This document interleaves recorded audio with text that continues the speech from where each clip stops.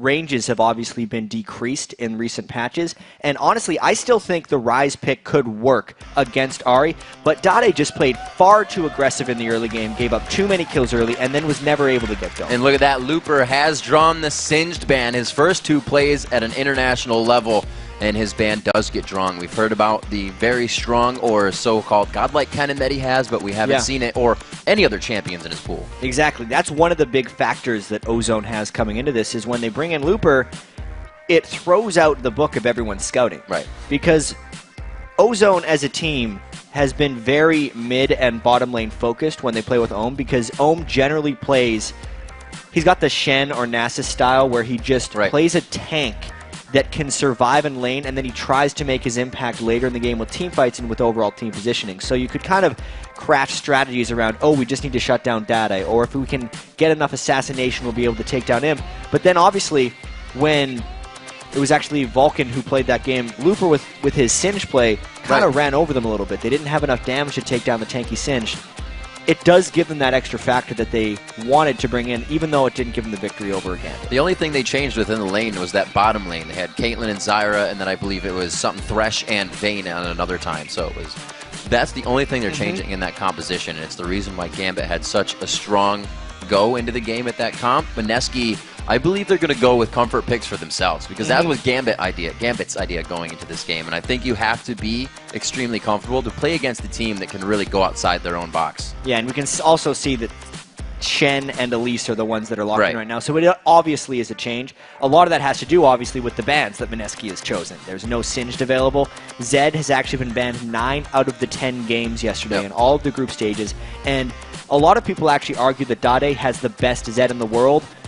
People will obviously say Faker is the best Zed in the world, but it is an actual argument over there in Korea, so those are actually smart bans from Mineski. Yeah, absolutely. All the playmakers kind of stopped out of that one. Any sort of dives that would come in that would be a little bit too deep for Mineski to really handle. But they're looking like they have a team that can also potentially stop dives themselves. Maybe a little bit of that objective control if they know the lanes won't be as strong for them with the Nasus. Yeah, Mineski needs to have a lot go right for them in this game, because their 2 games yesterday did not look promising whatsoever. And with the Nasus and the Vayne, it'll depend very heavily where they send that Nasus, whether they have a almost objective-focused jungle team or a late-game scaling team, depending on if Nasus goes into the jungle or into the top lane. The Vayne as well is something new we're seeing from EXO. EXO is really, it's hard to have a standout player when you lose 2 games so soundly, but I'd say EXO was the standout player in that game. He performed. So he puts himself on a bit of a hyper carry like Vayne, so he can kind of make more individual plays. I do like that choice. This does also direct the eyes of Samsung Galaxy, though, or Samsung Ozone, rather, to him, knowing that Vayne's there with what else comes onto the board. There is safety in Ezreal and the Fiddle pickup, which you've seen a Fiddle come in here a few times, but he's really been matched up with the Corki. Yeah, we actually saw TG play a little bit of a chaotic Fiddlesticks. He had a few flash autos that may or may not have resulted in kills. I like the Fiddle pickup for Mana, though, especially against a Vayne right now. Yep. Need to have that 3 seconds of potential fear lockdown later in the game, especially if EXO is going to be the main threat on the Mineski team. So, obviously, Ozone making substantial changes coming into this game. The Ezreal pick in particular is very new for Imp. He has basically been a Vayne and Caitlyn player. And the Ezreal, since it's not an auto-attack reliant AD carry, is a bit of a switch-up for him. It looks like they want this Ryze away from Dade, playing that twice in a row, and it faltered for him, so maybe they're saying that Yume saw that, he knows that the skill is there for him, and he can outplay Dade on this one. His Zed is gone. That champion pool is something that the analyst desk was talking about for Dade. Yeah, and this is where he was going to swoop in and pick the Ahri against him, but they banned it themselves, so they're not able to. This well played there. Yeah, this means Dade has to challenge his champion pool. Jace used to be one of his big picks. That's a lot of AD on one team. Absolutely right there. That's a heavy AD-focused team. They have a bit magic damage coming out from Dandy's jungle Elise. But once again, this is not showing really huge adaptation from Dade. This is just defaulting back to things that used to be good for him. Against Ryze, he should be able to bully him fairly heavily early in that mid lane, and it's meaning Dade is just trying to adapt now. Well, we'll have to see. Dandy could be giving him quite a bit of help here. We know those two are always to work together in that pair. His teamwork is OP, but it is going to be somewhat of that Bash Brothers team of the objective control. Renasus and Nectin coming out from Mineski, so they have a bit of their eggs put in the basket of being able to win middle phase of the game, and then they have that Vayne for the late. Yeah, so Mineski's team overall is just all about sustained damage. Right. Renekton, Nasus, Ryze, Vayne, all those guys, if they get spiked out in a fight or if they get overpoked, it's not a good thing. So Ozone, if they can keep a gold lead, should be completely fine in this game. All right, while the teams are spawning into the Rift, let's see who you picked to win this match. According to LOLesports.com, 86% of you think that Samsung Galaxy Ozone will protect their Nexus and come away with the win. And that's also what our casters picked as well. Yeah, this is not a game that many people will argue with on the predictions for. Even though Ozone was 1-1 yesterday and technically Mineski was only 0-2, the way in which the games were played and the expectations coming into this tournament and the World Championship, obviously, just it makes it a bit of a landslide as far as the voting is concerned. And actually, you could see there on the camera, that was Mata sitting in the chair. His jacket was shaking. They're just kind of tapping the leg. Everybody's nerves are kind of at that perfect point right now where they just want to get into the game and get everything ready. And that's exactly where we are at here at the studios. We are going to be live from Los Angeles, and we are on to the Rift. Ripping to the Jap to bring you Mineski versus Samsung Galaxy Ozone, our first game here out of Group B on Day 2 of Worlds. All right, then. So let's actually talk about this Ozone composition a little bit more. They definitely have huge amounts of poke potential and push potential. The mid lane Jace, back when it was strong, was all about the Tear of the Goddess rush to as quickly as he could get his Muramana. It was just a moment in the game where he became immensely strong and a team would group and just try and push down turrets. Dade's going to be trying to do the same thing in this game as they're actually able to pick off that ward very early on. That's actually a ward kill that merits a bit of cheering because it's difficult to get everyone in that spot at that moment in the game. But to talk about Dade a little bit more, it's really... He couldn't That's get one hell of an Explorer ward. Yeah, Dade needs to be able to get going early in this game, and I'm expecting some early grouping from Ozone. A double Doran start here. Dade looking to do some damage. We'll see what actually he goes to, because it does not look like we are going to get standard lanes as they mill about the map to begin this one. A good line of scrimmage set up by both teams, though. Neither really want to partake in any engagements here. Yeah, not really deep wards either from the teams. They're not looking to invade each other. It is a Thresh, Shen, and Fiddlesticks, plus even a Ryze. Like, there's a lot of things that if a team were to invade straight into, it would potentially result in death. Not be good. No, that would be a bad thing. And I do like that Ozone is playing this conservatively because they have done their scouting report here and they know that they can just outplay Mineski, assuming nothing goes terribly wrong. They play the 1-2-1 possibly is what we're going to see. Looks like that it will be Imp and Mata taking that mid lane. Yume, not the worst in the short lane, but he is going to have a little bit more trouble now. So here's actually, Dade in the top lane against Snoy, taking Jace top, and then they're just going to 2v1 push down the mid. And that's why we're seeing a lane swap from Yume as well, because Mineski does not want to get into this. And honestly, the team that reacts to the lane swap oftentimes in mid lane will be slow there. So Imp and Mata right here should get the early level 2. And we have seen struggles, to say the least, from this Mineski bottom lane. TG has not been able to stay alive very well in these matches. I want to see how he does now against Imp and Mata, who are possibly the best bot lane here at the World Championships. Looper heading back, picking himself up a ward, took the Wolves by himself. This means Yume has been in that bottom lane soaking up experience, but he did get the camp. So they'll return to a 1v1 in the bottom, a 1v1 in the top, and now both teams putting 2 middle. EXO very low on the bounce. That was a lot of silence hitting EXO back, and he basically has to go back to base straight away. That's not going to be an easy thing to recover. We need to track how far ahead Imp gets from EXO. When Ozone played Vulcan, Imp obliterated Zuna and Bloodwater in that lane as far as minion kills are concerned. It was 150 to 107 at one point, I think, and this is a start that may be even worse than that one. And that mid lane's rough. Not having a Thresh to sit in a brush. Oh, Snoy, level 2 to that top lane. Dade's right there, level 3's on to that level 2. The damage is big. He goes up for the repel, and it's going to be Snoy trying to get out of this one. Dundee, oh, he gets himself out. The Ignite wears off, and they get out alive. Normally you have to see a 3-man dive in order to take down Renekton at level 2, but Dandy and Dade with that mid lane synergy taken to top lane, we're confident in their ability to execute that tower dive. We'll have to see. Still going very hard onto Chi-Ji. Imp Getting that damage down. The Ignite's there. He's going to dive in. This is definitely going to be a kill on him. No! He flashes the wall right before the auto attack can get out of the hands of EXO. And that is a ridiculous trade by Ozone there. That was dangerous, to say the least, but Ezreal and Imp was not scared of that. He brought Ignite on Ezreal, by the way, which is the thing that secured him the kill after he flashed back over the wall. EXO thought he could take Imp by coming in early to that, or coming back to that lane and having full health from having just shot, but they were completely wrong. Already, Samsung Galaxy throwing in the tiers here. We got one on Dade and one on Imp as well. So that Triforce isn't instantly coming out from Imp here on Ezreal. No, he might be going for the, I almost want to call it a throwback, even though it's only a couple months ago, with the blue build Ezreal. Back to the 90s. Knowing that he got the first blood so early, back to the 90s, yeah. And he's so confident in his ability to beat this lane. Since he got the first blood, it means an early tier. They're going to go for the double tier, probably 15 to 20 minute Muramana, double Muramana, and then just go from there for Ozone. Perfect amount of bullying going on in the top lane here by Dade. It's going to keep him up there, keep Snoy up there in that top lane, and really keep Kaiju there if they want to continue that pressure. With 2 in the mid lane, they shouldn't have to pressure that too much. 3v2 there, I don't think it's going to be too good for them, but they have to figure out where to get around Samsung Galaxy or Ozone right now. Yeah. With those 2 kills, it's going to be big. So far, Kaiju has been nothing but farm, so this is his first gank, and there's already a dandy counter gank ready and waiting. He's going to have to make a bit of a run, though. It's just Snoy is so low in his turret, it's not so much a gank as far as just a friendly hello. Yep, yeah.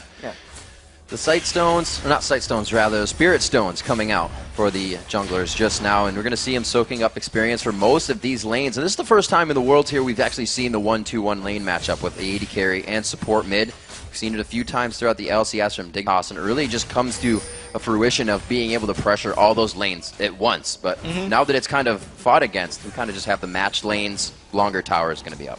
And it's exactly Ozone.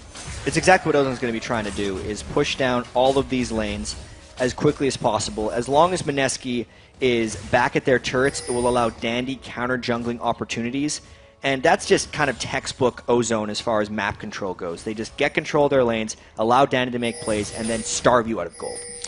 Looper with a quick Negatron cloak buy for himself in that lane. 32 to 28, so not too shabby there. Kaiju looking to clean up some wards, and they get Mata on that one. Very well played there. Looks like Mata has forced the flash out the same way that Imp did earlier. They turn this one back around onto TG. 3-1 in the kills now. It's going to be Kaiju and EXO still somewhat pursuing, but they give up. So even though Mata got hooked and seemed like it was doom again for Ozone, they did manage to get a kill back to Imp. That's 2 kills now onto Imp. And even though he died from that, he's looking scary in this game. You do not want Imp to get farmed if you're against Ozone.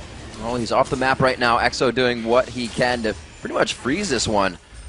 Not trying to push it too far up. Dandy's soaking up all that experience. Everybody now leaving the base of Mineski to come back to lanes, and they are going to switch it up actually. Renekton now to the bottom as Snoy takes it up against Looper, and they match up against Dade in the top lane on Jace. This is a little bit strange because Dade was doing such a great job against Snoy, and even though Rise has seen some top lane time since we've seen Rise in this tournament, it's been more of a mid laner. I almost feel like this is just an attempt to slow down Dade's farm in the slightest. They don't think he's going to be able to bully Rise as well as he was bullying Renekton, but if that lane pushes out at all for Yume, he's incredibly vulnerable to ganks from Elise, and that's why top lane Rise is always a bit of a risk. And something to look at that Mineski was not doing yesterday, and maybe they've taken from watching, is they are now bringing in the pink wards. Pink ward for Snoy, a pink ward as well, obviously TG, but more coming out. Kaiju rather, just buying one. Really reminiscent of the Korean play that we've seen here at Worlds. Yeah, you have to fight pink wards with more pink wards if you want to compete in this game. Oftentimes these teams actually dump immense amount of golds into it. I think a little bit too much, and that might be something Mineski's doing here, because buying pink wards is one thing, but placing them in the right spot to get your control back is another. And the team that is ahead always has the pink ward advantage inherently, since they are the stronger team, and if you try to counter ward, you are risking getting caught and dying. They only have the movement on this. It looks like they're trying to thwart whoever's going to come over. You know, the top lane is gone a little bit too late on the ward. Dandy had the idea, though. He had the idea, but he should have warded much earlier. Knowing that Rise was in the top lane, he should have been trying to cut him off, because there's no way EXO or TG were going to go in for that, and the spot with which Dandy was standing is a spot where a mid laner would actually come over to get blue buff. So he kind of missed an opportunity there. And that Stand United is up, but I feel it's go. Oh, Mo's Kaigu from the backside here. Dandy finding him out. It's going to be a 3v1. Just on the other side is TG and EXO. TG puts himself in the middle. He does have his ultimate, but he doesn't decide to throw it in the box until he's farther out of the fight there. Mineski going down on that one pretty hard, but Galaxy losing one as well. That's exactly what we were just talking about. You can fight pink wards with pink wards, but you have to be able to use them properly. They tried to be safe there with TG throwing in the Thresh Lantern so Kaigu could get out of there, but the Lantern wore off. Ozone just decided to pounce on them, and they maintain control and essentially get paid off for those pink wards and a turret afterwards. Constant pressure towards that mid and top lane coming in here from Dandy, making sure that Kaigu always has something to think about, and it's so far working at 5-2 for Galaxy or for Ozone, 14.5 to 12K right now. And oh no for the difference between EXO and Imp right now. 4-1 versus 0-2, and it's nearly 4,000 gold to just 2,300. That is completely unfair for EXO right now because he is not going to be able to deal with Imp. No matter what, Imp's build is actually progressing very slowly. He's building a bunch of components right now. A Vamp Scepter generally doesn't give you immediate power in lane. The tier needs about 20 minutes, and it needs to be transformed into a Manamune as well to get effectiveness. But Imp is just so confident in himself and his team that he doesn't care that his build is progressing slowly because he knows the moment in time that he is going to hit those items and complete them, and he's just getting them all. And it's almost scary to be a Vayne that's behind because people almost know that third bolt is what they're looking for. You have so much more time to fight a Vayne that's low HP, knowing that third bolt's the damage. Hit me with everything before that. And Imp, more than happy to take the fight. But putting himself in the bottom lane now. They're going to let him farm away. And Imp knows a thing or two about Vayne, so he should be able to handle EXO. Imp is definitely the most famous Vayne in all of Korean League of Legends here. I don't know about the world. We'd have to have an argument about that. See what Doublelift had to think about it. Doublelift. But there's a big dragon for Ozone. They're definitely pulling ahead in this one. And this is just how much trouble Snoy is in. Imp, the 80 carry who has been in the dual lane most of the game, is nearly going for kills right now. In fact, Mineski's trying to set up a counter gank, and at one point, Kaigu just decides to show himself. A lot of safety there, getting back out. Kaigu trying to go for the Wither, but there was no follow from Yume, no follow from Snoy. Why? Because Dandy is on the backside. The movement from Dade, they are all rotating to correct any situation Mineski is trying to put forth. Yeah, this is going very badly for Mineski. Even though they've gotten 2 kills, this is not that much different from the other 2 losses. They're trying to make a few plays right now with 4 people down at the bottom side of the map.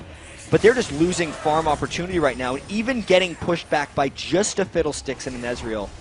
All the while, Dade is doing whatever he wants in the mid lane, stacking up that tier. The pink ward control gives them everything from that dragon side down, which they have just taken for themselves. Dade not having too much trouble to farm this in mid. Snoy really doesn't want to give him any trouble either. A level down there at 9-8. Kaigu over Dandy by 1 level, though.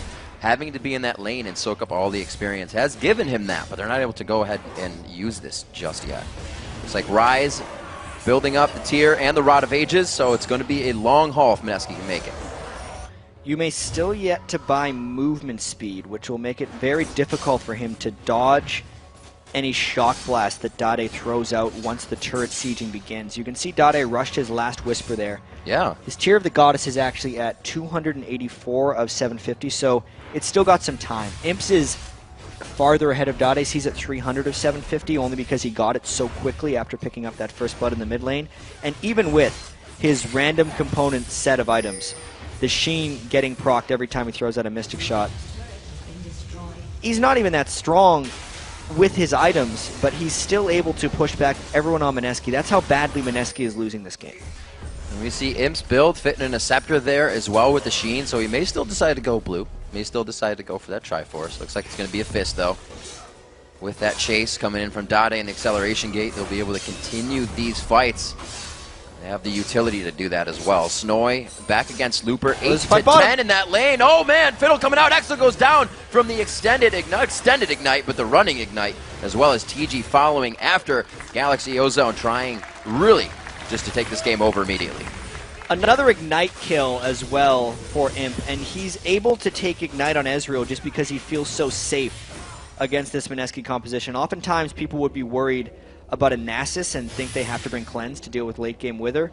But especially on Ezreal, who's so heavily reliant on spells, and also the fact that Imp thinks this game is going to be over quickly, he's just taking Ignite for the lane kills, and it's totally paying off. And as far ahead as they are, I don't know if he hasn't gone back yet or is only buying consumables. He has 1,200 on him. So Mata has just been on the map facilitating that silence utility as well as the fear to help his team get kills.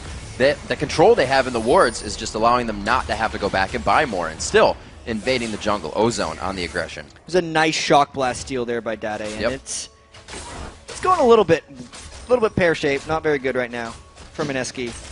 Imp finishes his Iceborne Gauntlets extremely quickly because all he cares about at this point is just helping the rest of Ozone chase people down for Mineski. Sunfire Cape was completed onto Looper, which means his split push is going to be activated very quickly. He has not been under any lane pressure necessarily. He didn't even have to buy boots yet on Shen. Mineski would have to do something completely amazing to come back at this point because all signs are pointing to a quick and decisive Ozone victory. And I'd be surprised if this did not turn into a pretty big fight here in the next few minutes. It's the last tier, third tier turret that stands for Mineski. And no turrets yet down that they have been able to find on Ozone's side. Looks like they could get the fight that they want coming on the bottom side as Mata, but his ult is down, so this is all pretty much going to be what you see in front of you in skill shots. And Imp is making a run up the bottom lane a little bit. If this turns into a poke or a siege war with a blue buff on Jace, there's no way Mineski can hold at this turret. Also, Ryze got caught by Ezreal. Yep, they ping him out. He does go for the Iceborne. He gets that at 15 minutes while double dipping into a few extra builds. He flashes into the wall. The fear connects just after. Unfortunate for Yume. Well, the Iceborne Gauntlet rush from Imp is what kind of created that when he caught them with the Mystic Shot, and it gave him more of a slow than the red buff would have. Then the Flash Fear over the wall by Matic gave them yet another kill and more pushes on the turrets. All the aggression. They leave the top turret, actually. That's Dade's. He's going to take that himself. They put some mid pressure down. Nasus is going to be able to Spirit Fire that. For now, Mineski has a bit of wave clear, but they don't have enough people behind that just Spirit Fire to stop this. You can see every time they get just one wave, it's a quarter of the turret's health. Yeah, and if we look at Mineski's team composition overall, it's not bad. They've just lost the laning phase so badly. They picked a team comp that needs to be engaged in long, extended team fights, and Ozone is just not granting that to them. They're kind of doing a hit and run with the Ezreal from Imp. Iceborne Gauntlet stops the persistent team fight if Mineski would even want to try it, and it's really just leaving Mineski no opportunities.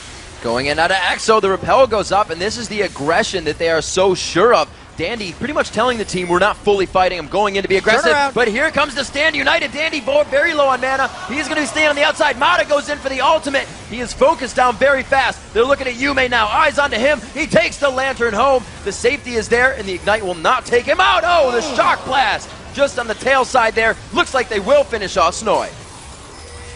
Mata went down after that one, but the rest of Ozone is just going to meander out of the base, losing no one else, and that is just them flexing their muscles right now at Riv. It's an 8,000 gold lead. We cannot say enough about how much Ozone has just dominated this game over Mineski. They've caused that switch early game for Mineski. It's something they weren't really able to come back from. The Ryze in the bottom lane isn't really able to roam and help other lanes, so that's something they lost as well. The first turret went in favor of Ozone, and then it's all defense from there, especially with Nasus being up in the top lane, helping Snoy a lot. They've really just been scattering to stop the chaos Ozone is creating.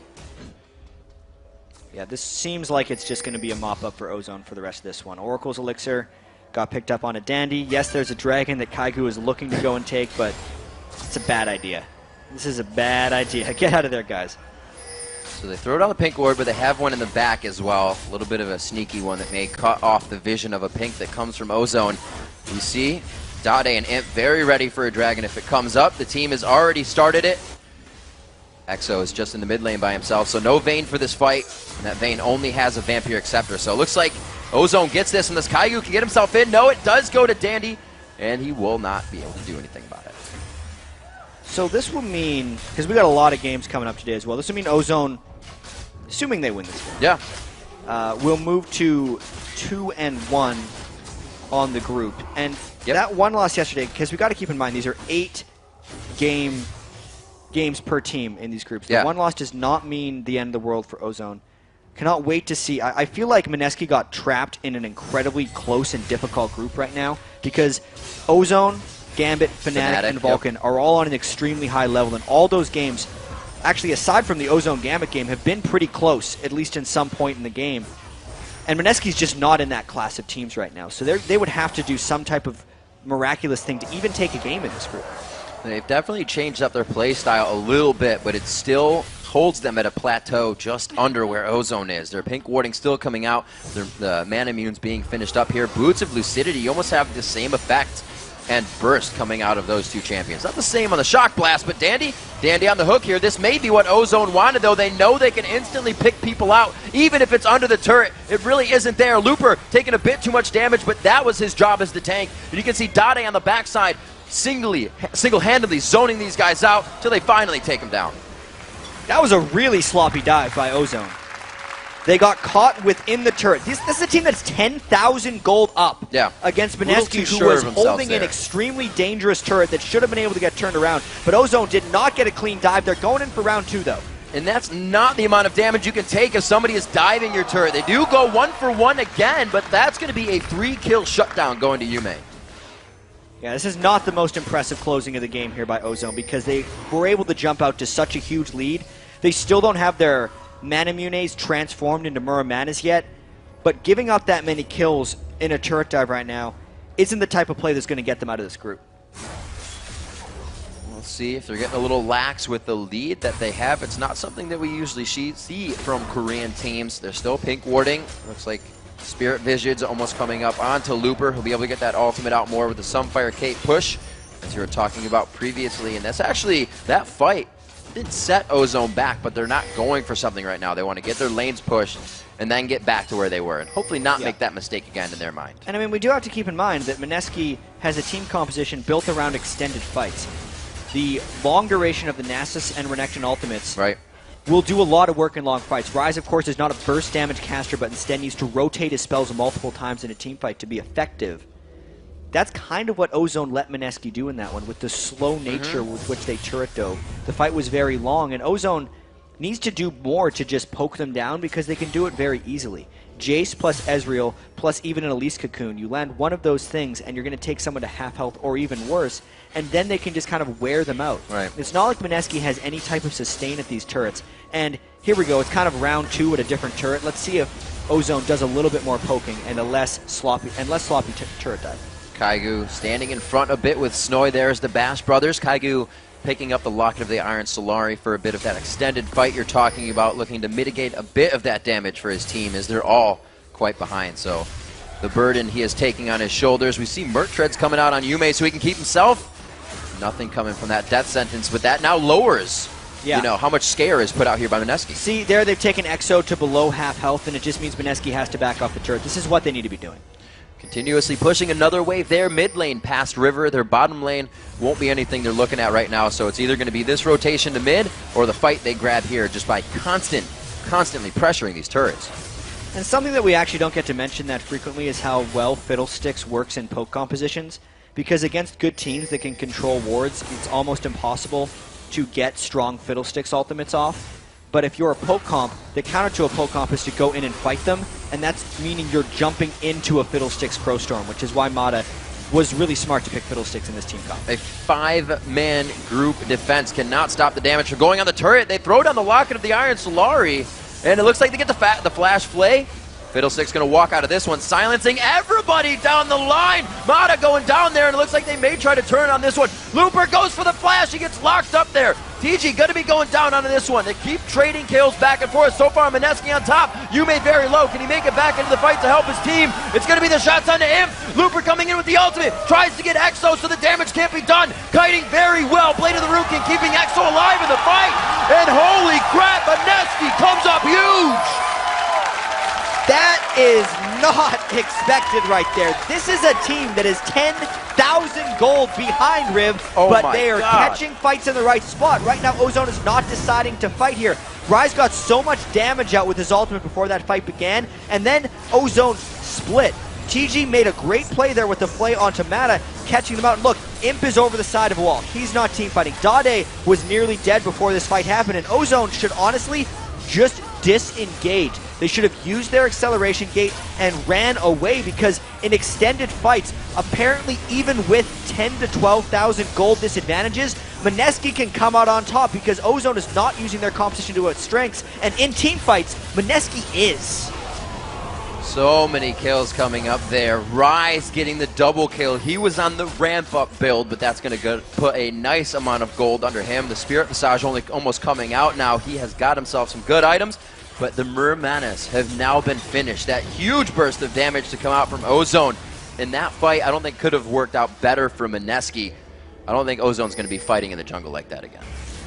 I'm actually wondering, because they've been waiting to get those Mermanas for quite a while, and they've been extremely confident in the way with which they're approaching this game, because they know they can hit tab, they can see the item differentials, they know how well they've been out farming. Mata gets hooked again though, and this is a 5v5 breaking out. Gotta remember, Mata went down first in the last fight too! Mineski keeps it going, their foot, it's on the pedal and the pedals to the ground! Kaigu in the front of the fight here, tries to get the Wither down, he is going down. They're trying to put a body block for EXO right now. He's not being focused, but they do finally turn their eyes on. It's been a 2-for-1 so far. Mineski's looking to have 3 standing right now. They may not stop, they will not stop, and they keep going on to EXO. Looper and TG back and forth, and it looks like they'll be able to close off TG in just a few seconds. Yeah, Ace comes back. In that fight, Ozone was actually able to play the disengage properly, and they get the ace back for themselves. Those were the Mermanas doing their job in that fight for Ozone. Dade and Imp doing so much more damage. Now they can push in for an inhibitor, which took them a long time to get here. That was definitely stalled very well by Mineski. They figured out what they needed to do. Like you said, a 10,000 gold fight down, they were able to win.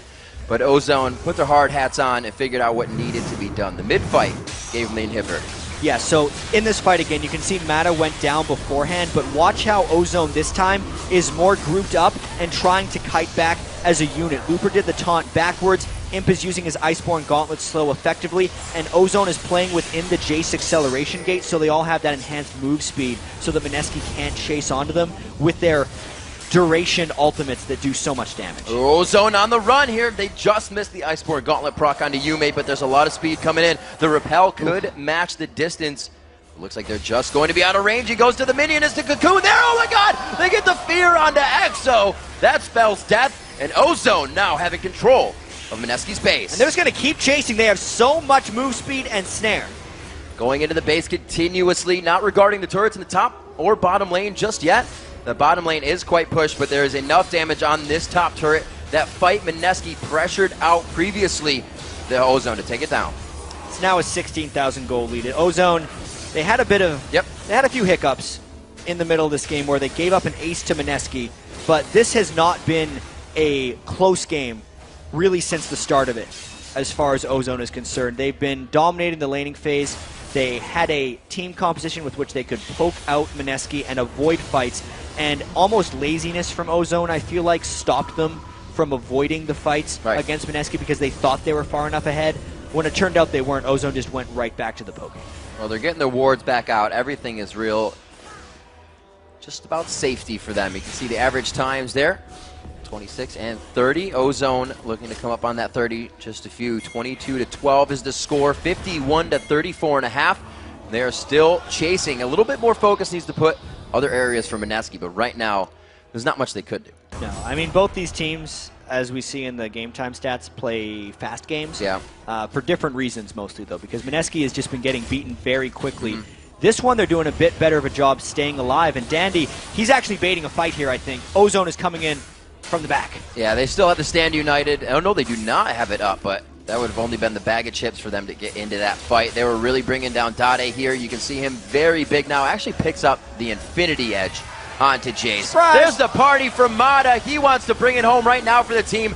Will they be able to finish this one? 1-for-1 on the fight now as that's Yume going down. They turn it back onto Dandy here. Snowy very big. They're getting that percent damage out of the ultimates of the Bass brothers of Nasus and Renekton, but can they continuously go into the fight? It's just too much damage. Imp is too big, and so is the rest of the team as they make their final push into the base. Well, they get 4 out of 5 from Mineski right now. This could be inhibitor number 3, or they're just going to skip it and go for the Nexus. It's about time for Ozone. They've had a lead for a while. Snowy just trying to stop a bit of the damage, but it is going to be a 3v1, and they are going to have eyes onto him. Expect that hammer to be dropped.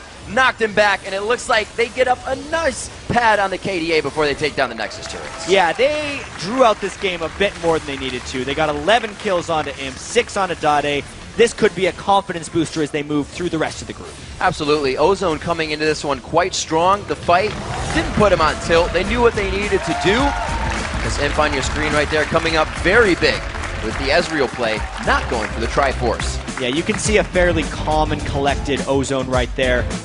Looper on the end, not too pleased with his Shen performance there. 5-2 and 13 is his score. Obviously, Mineski has a lot of thinking and planning to do. This is the third game in a row which they have not competed really. There's only one more team in the group that they get their first look against, and none of these looks have been very good for them. So now the fans see a different composition of Ozone finally coming in here, running that Singed comp twice. We'll have to see if Looper pulls out anything else for the fans. They're not really trying to keep themselves hidden, but they are using what they need to. Yeah, I mean, they are going back a little bit for Dade. I think he's the one we need to track the most. The different pick coming out from Imp is also very curious because Ezreal is not super typical for his champion pool. I basically just think that they were just on a bit of cruise control right here, and I'm actually surprised they didn't look as crisp as they could have in really trying to make a bit of a statement that they're recovering from yesterday's Gambit loss. Right. They actually still look, if we're comparing them to the other teams in the group, a little bit shaky.